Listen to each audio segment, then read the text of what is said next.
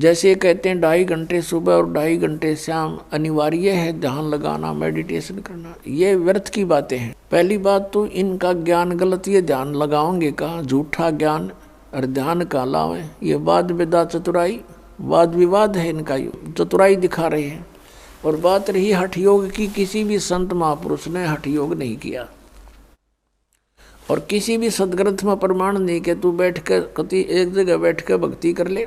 श्रीमद् भगवद गीता अध्याय नंबर 3 के श्लोक नंबर 4, 5, 6 में स्पष्ट किया है कि अर्जुन, यदि तू काम छोड़ कर हठ योग करने लग गया, अगर तू कर्म सन्यासी हो गया, कर्म सन्यासी का अर्थ है काम छोड़ कर और एक जगह बैठ जा, चाहे जंगल में बैठा, चाहे कोई गुफा बना ले, या घर पर बैठ कर वो व्यर्थ प्रयत्न कर रहा है, तो फिर तेरा निर्वाह कैसे चलेगा? फिर क्या इस काल ने 5वें अध्याय के अंदर फिर अपनी टांग अड़ाई है गीता ज्ञानदाता ने।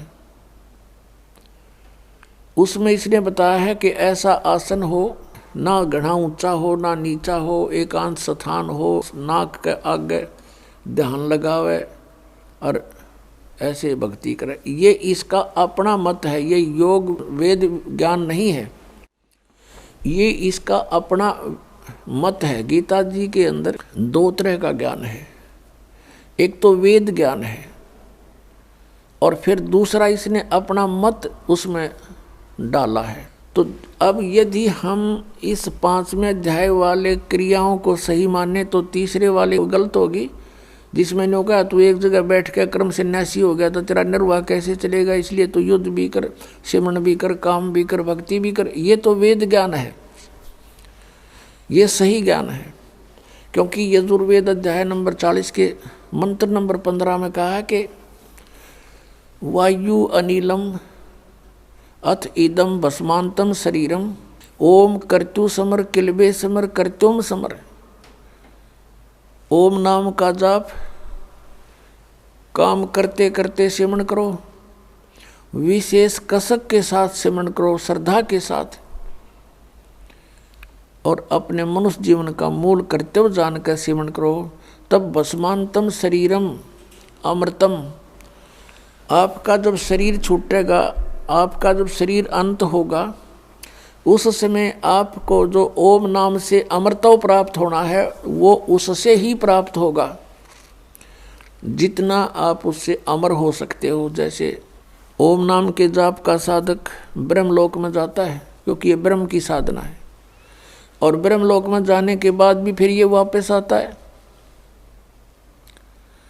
तो जितना समय इसका उस ओम के भक्ति की कमाई से होगा, उतना समय ये महास्वर्ग में ब्रह्मलोक में, वहाँ पर इसे नकली सतलोक, अलखलोक, अगमलोक नामी लोक बना रखे हैं।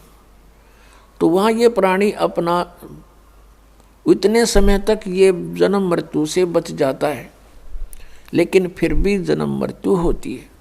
कहने का भाव ये है कि श्रीमद् भगवद गीता अध्याय नंबर 8 के श्लोक नंबर 13 में ये गीता ज्ञानदाता वेद ज्ञान बता रहा है कि ओम इति एकाक्षरम ब्रह्म विहारन माम अनुस्मरण यह परियाति तदन देहम सयाति परमाम गतिम। मुझ ब्रह्म का एक ओम मंत्र है और एक ओम अक्षर है, बस, नथिंग एल्स। इसका उच्चारण करता हुआ जो शरीर छोड़कर जाता है वो मेरे वाली इस ओम से मिलने वाली परम गति को प्राप्त होता है। 7वें अध्याय के 18वें श्लोक में कहा कि अर्जुन, ये ज्ञानी आत्मा है तो उद्धार, लेकिन इनको तत्वदर्शी संत ना मिलने से मेरे वाली अनुत्तम गति में ही आश्रित हैं। क्योंकि ओम नाम के जाप से ब्रह्मलोक प्राप्ति होती है और ये ब्रह्म की साधना की परम गति है ब्रह्मलोक प्राप्ति। और वहाँ गए प्राणी भी फिर जन्म मृत्यु में आते हैं। गीता ज्ञानदाता 4थे अध्याय के 5वें श्लोक में और 9वें श्लोक में, 2रे अध्याय के 12वें श्लोक में, 10वें अध्याय के 2रे श्लोक में गीता के अंदर गीता ज्ञानदाता कहता, अर्जुन तेरे और मेरे बहुत जन्म हो चुके, तू नहीं जानता, मैं जानता हूँ। इससे सिद्ध है कि ओम नाम का जाप करने वाले जो ब्रह्म पुजारी हैं उनकी भी जन्म मृत्यु और इनके भगवान की भी जन्म मृत्यु सदा बनी रहती है। तो जब तक जन्म मृत्यु है जीव सुखी नहीं हो सकता।